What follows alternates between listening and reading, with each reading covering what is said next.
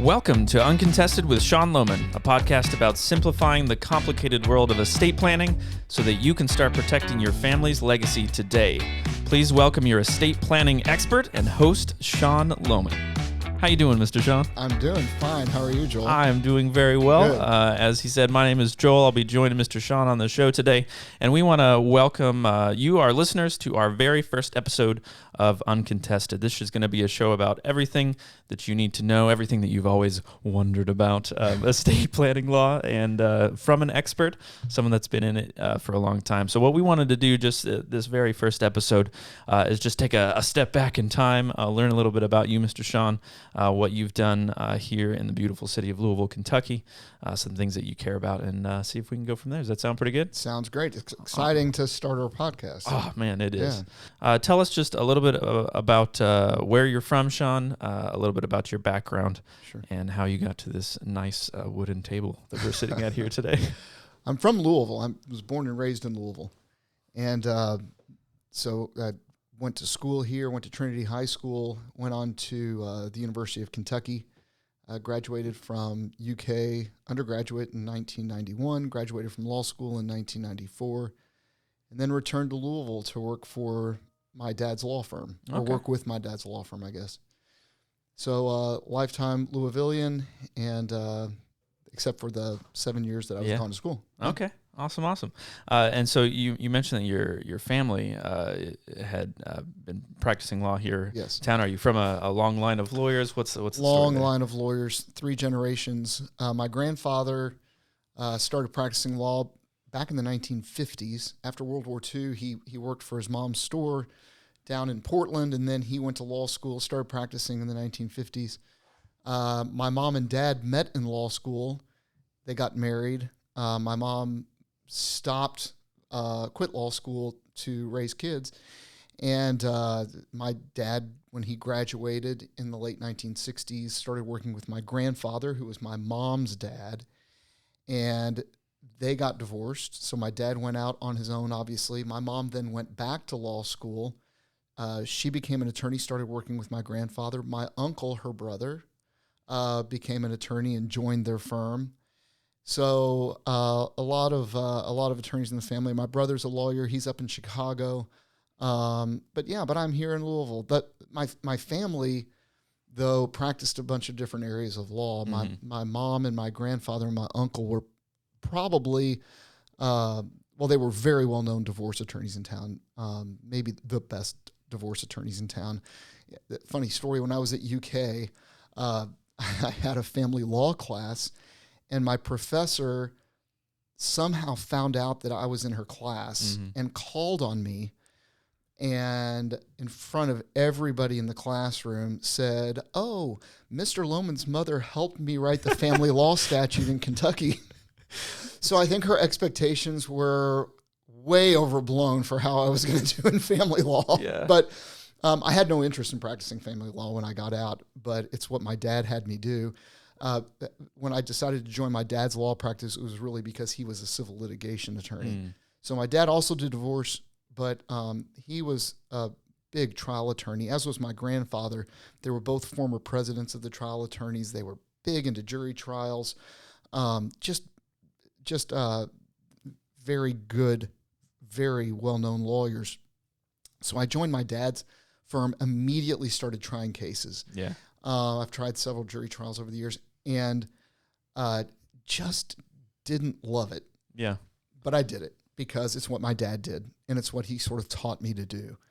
But throughout that whole time, I did estate planning because my dad always did estate planning. So I did, some estate planning over the years, but nothing really of significance.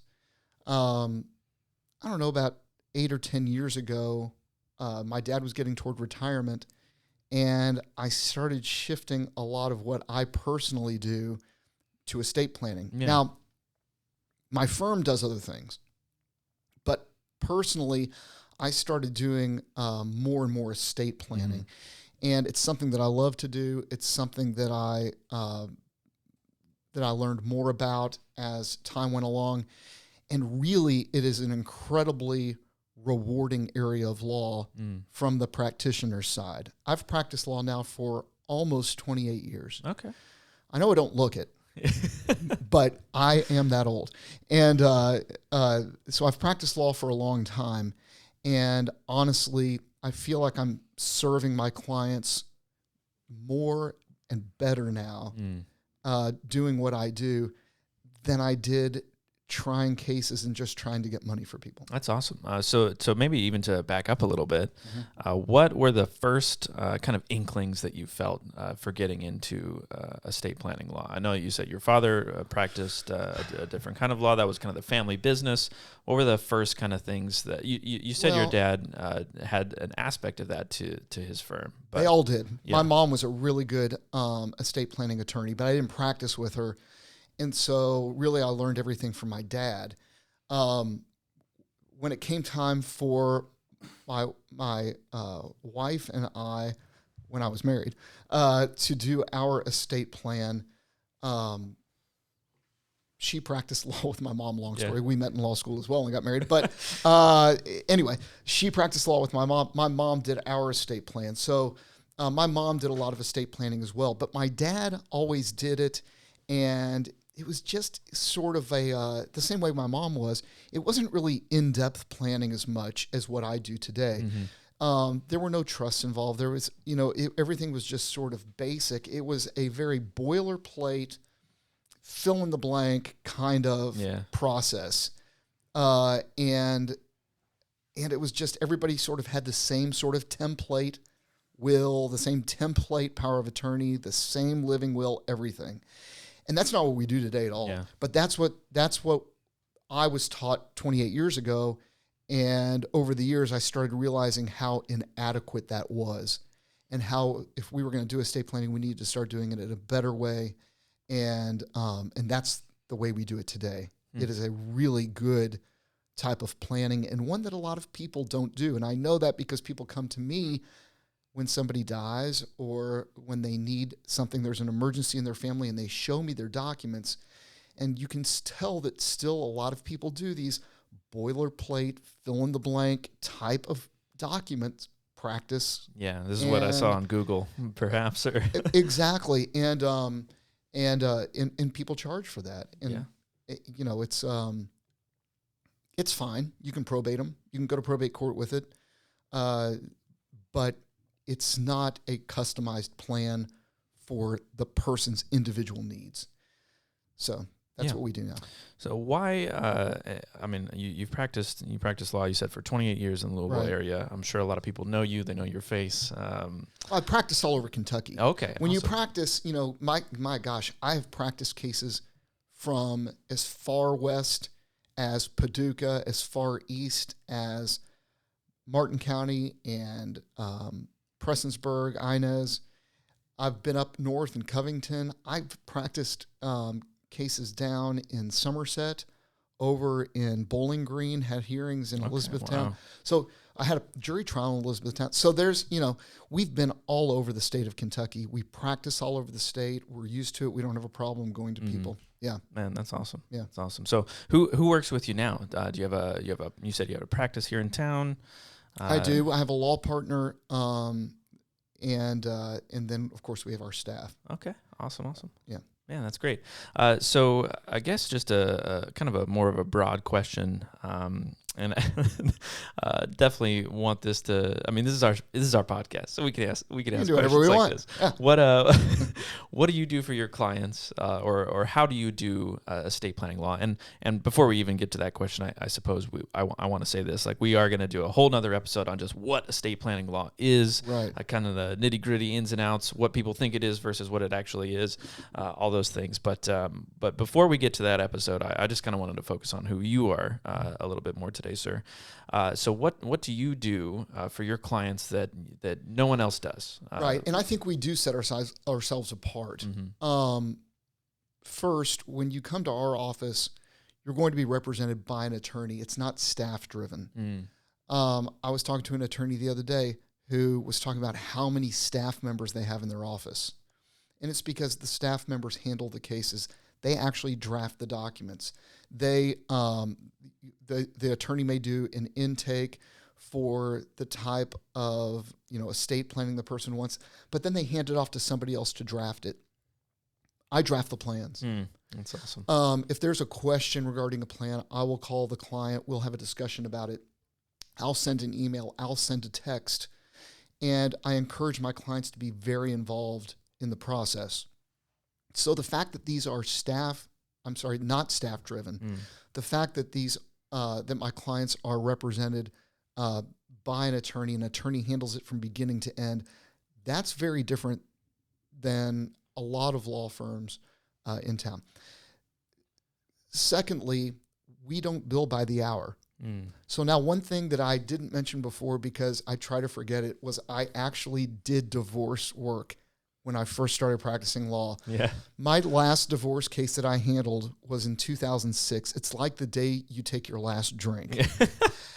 November of 2006 was the last divorce case that I handled. Remember it to the hour. Was it a relief? I would hope. Oh my gosh. Yeah. I mean, you could have one divorce case and 40 civil litigation cases, and the only one that you woke up thinking about in the middle of the night was the one divorce case. Man. And just briefly, why is that? Because you're dealing with people's kids, you're dealing with their homes, you're dealing with their retirement accounts, you're dealing with things that are just so important, and especially with children and child custody, that will wake you up in the middle of the night. Civil litigation, you're fighting over money. Yeah. Yeah, you can get a little angry about that, but so you can go to sleep. You can fight over it, but most of those cases end up getting resolved. So, but the other thing about divorce cases that I hated was that you billed people by the hour. And I also billed people by the hour for estate planning. So you set an hourly rate, you agree to it, and you bill for everything. I mean, you bill for telephone calls, for letters, for emails, for texts. I don't even know if we had text back then, but you would bill for text, every phone call, every conference, and you're billing all of this time. So the poor client every month is getting a bill with the amount of time that you spent on their case. And what does that do? It discourages communication between the client and the attorney. And that's not what you want to do in a case. You don't want to discourage your client calling you if they have a question or emailing you or what have you. So I got rid of hourly billing. Man, that's awesome. All of my fees are flat fees. So depending upon what type of plan somebody wants, the type of estate plan they want, the fee is set. And it doesn't matter how many times you call me. It doesn't matter how many times you email me, how many times we meet. I actually go to my clients. Just yesterday afternoon, I was in a client's house delivering their estate plan to them. And it doesn't matter. It doesn't cost the client anymore. And I think, in fact, I know my clients love that. Yeah. And that has proven to be a great way of creating a real working relationship with my clients that I didn't have before that. So I think that's the second thing that sets me apart from other attorneys. Other attorneys are going to bill by the hour. Yeah. Why? The attorney probably ends up making more money than I do. Yeah. But again, we're more client based. The third thing is my team, my law partner and my staff.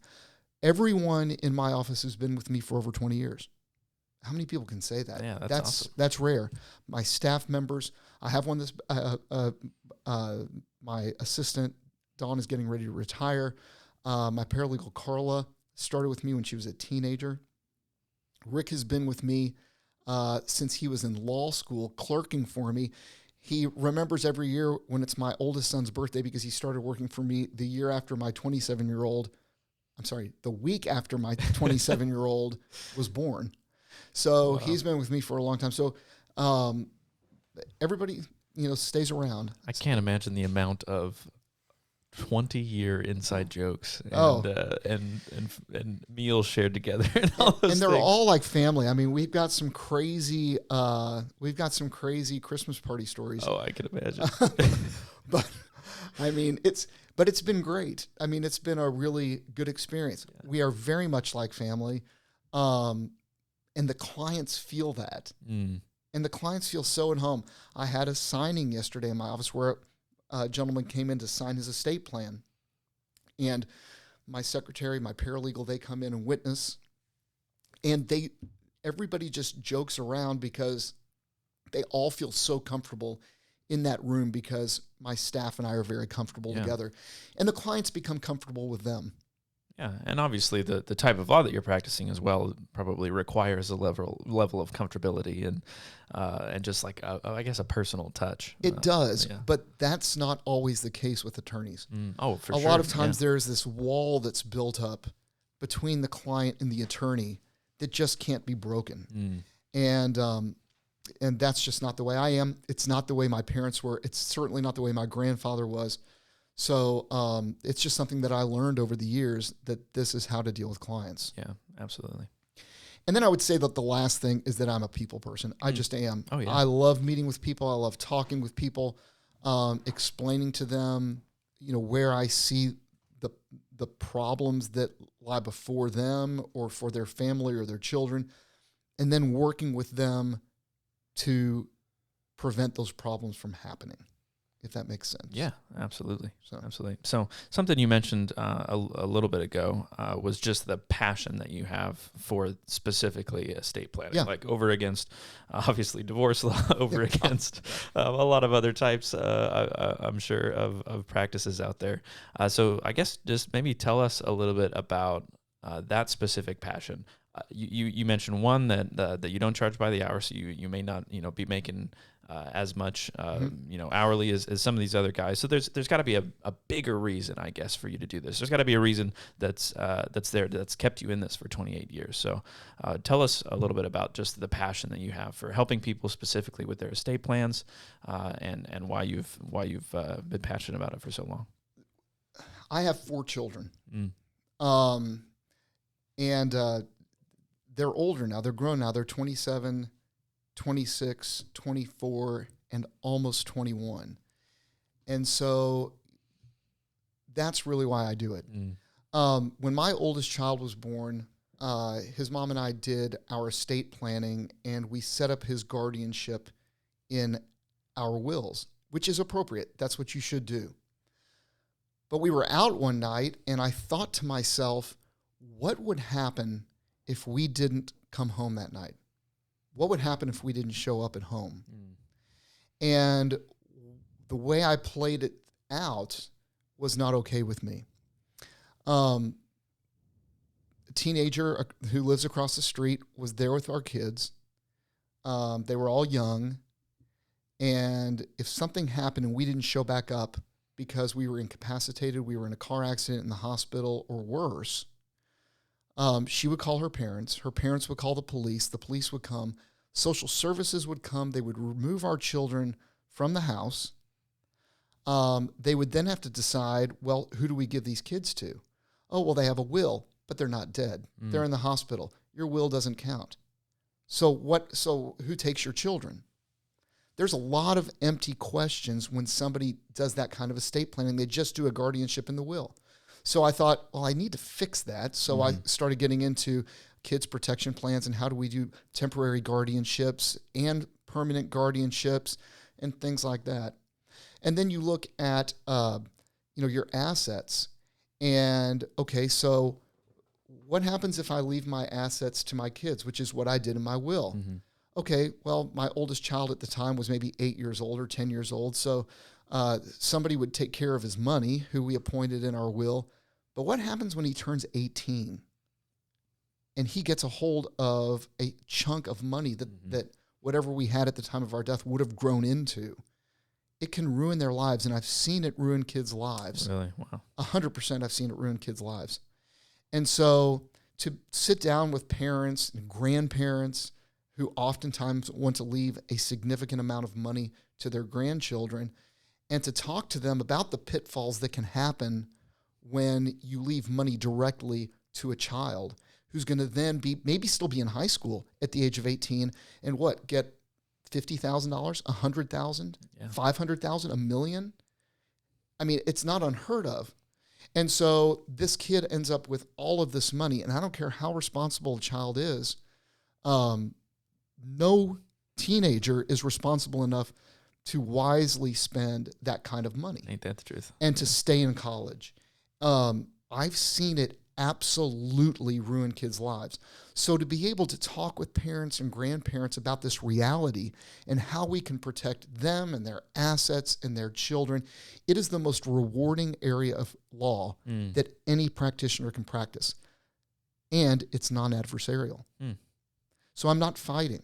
Yeah. You know, I've spent my life, you spend your life as a lawyer fighting, and it really is tiring after so long. You have a client that comes in and they have a problem. And so you have to remedy the problem for them. And it could be anything. It could be a criminal client. I never practiced criminal law, but my law partner does. It could be a criminal defense client. It could be somebody that was in an auto accident, got hurt. It could be somebody that got hurt at work. Somebody has a problem and they need something from somebody else, or they need something to happen. And you're in court and you're fighting over it. Not with estate planning. With estate planning, the person's coming to you. They're telling you what their situation is. This is where my life snapshot is. If something were to happen to me in the next 5 years, because we work on 3 to 5 year snapshots is what I do. Okay. When we look at your next 3 to 5 years, what could happen to all of this stuff? Whether it's your assets, whether it's your life insurance or retirement, whether it is your children, what could happen to everything if something happened to you? And how can we make it the best possible outcome that it could be? Yeah. We are all going to die. Yeah. And it's something that as estate planning attorneys, you're not comfortable with sometimes because clients don't necessarily want to hear that. But at some point, that's going to happen. I can't tell you when it is or what the tax rate's going to be when that happens or what the tax exemption is going to be. Those are the only two things I can't tell you, when it's going to happen or what the tax exemption is going to be. But it's going to happen. When it happens, how can you make it the best possible outcome for those that you leave behind? We hope it's not when our kids are young. We hope it's when they're older and they have kids of their own. But we can't guarantee that. And so how do we protect them, and how do we set them up for life so that their life is the best possible outcome that it can be? And that's what we do. It beats the heck out of a jury trial. Hey, absolutely. And from everything that you said, it just seems like so practical. Like I've talked to a few lawyers in my limited experience, and some of the things that they do for a living and argue about and mitigate are somewhat ethereal, I would say. But it seems like the kind of law that you practice really does help people. It really does give people real life solutions for things that they may not want to think about, but they have to think about, and really paves the way for them to leave a better future in life for the people that they leave behind. That's exactly right. And for anybody, that is tuning into this, it's in the back of their head. And there is somebody in their mind that they could think about right now that they are listening to this podcast for. Oh, yeah. Maybe it's a child, maybe it's a spouse or a partner, maybe it's a niece or a nephew, or maybe it's somebody who doesn't have a spouse or children or many relatives, and they're thinking, I've amassed all of this. What do I do with it? How do I do charitable giving? Or what do I do with everything that I've got? Who's going to take care of me when I get to the point that I need a healthcare surrogate? Somebody to make decisions before me. Am I going to let somebody petition the probate court to appoint them as my guardian, or am I going to do that myself? Yeah. So these are the sort of things that that we have to think about. Like you said, it's a very practical thing, but it's something that we like to push aside sometimes because sometimes we don't want to think about it. Yeah, ain't that the truth? Well, as we wrap up, I want to kind of leave us with this question. What is the very first step? Say I'm listening to this podcast, just going through my life, working my job, taking care of my kids. What is the very first step that I need to start thinking about to look at the complicated, but hopefully what we intend to do with this podcast, complicated but simple world of estate planning? Here's the great thing. This was the first step. Somebody is putting it in the front of their mind, and they're thinking, this is something that might be important to me. So I would go to our website, and I would link to it from this podcast or go to lohmanestateplanning.com, and there you can attend a free online webinar. If you want to learn more general information about overall estate planning, we've got a webinar that's 20 to 25 minutes long. You can go and schedule an appointment from there. And, our appointment process is very easy. You get an intake form, and we basically have a 3-meeting process in doing estate planning. And it really is informative. It's educational. And like I said before, if you want to make a change, if you want to execute an estate plan, you'll see exactly what we offer and exactly what the price is, and you'll never pay more than that. And my clients love it. They absolutely love it. Yeah, that's great. Yeah. Man, I'm really excited to learn more about this. And for those of you listening, we want to invite you back. We're going to start getting to the little bit more nitty gritty of what estate planning is, what it looks like, maybe some misconceptions that people have about it, just for maybe some terrible things that they've seen on the internet, everything from that to maybe a sketchy family lawyer you have or something in your family. But until then, we're so thankful that you've listened with us today. So yeah, again, thank you for listening to Uncontested with Sean Lohman. We're always looking for new topics and questions. So if you have anything like that you want to hear us address in upcoming episodes, please reach out. All of our social links and places where you can get a hold of Mr. Sean here will be in the show notes. Please like and subscribe wherever you do get your podcasts. And please join us again next time for more great conversations and practical insights into the excellent world of estate planning. Thanks so much for listening. Thank you.